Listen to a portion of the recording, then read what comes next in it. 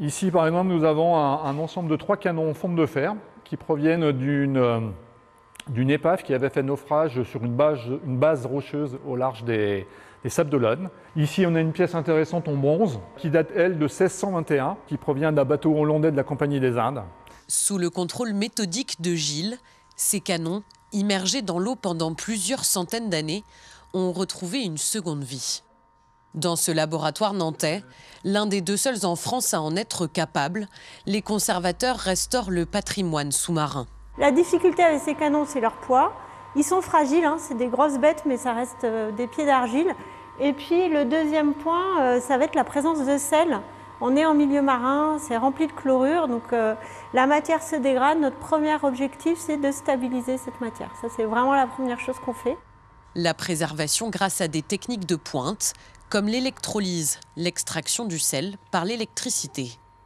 Dans une autre pièce, ce sont les métaux retrouvés sur Terre, cette fois, qui sont bichonnés.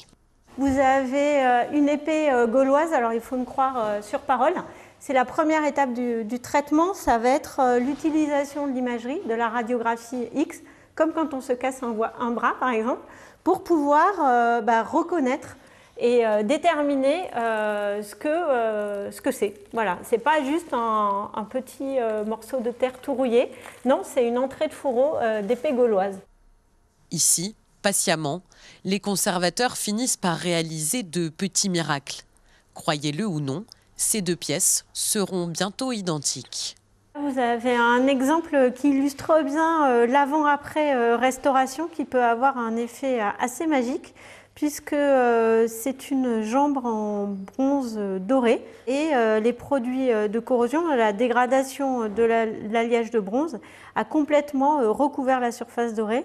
Donc notre travail à nous, ça va être de stabiliser la matière, hein, comme pour le patrimoine sous-marin, mais aussi de révéler les décors, les traces technologiques et puis la brillance quand on peut de la surface. Pour découvrir la face cachée de l'archéologie, c'est samedi et dimanche de 10h à 16h30. Il faut compter 1 heure de visite.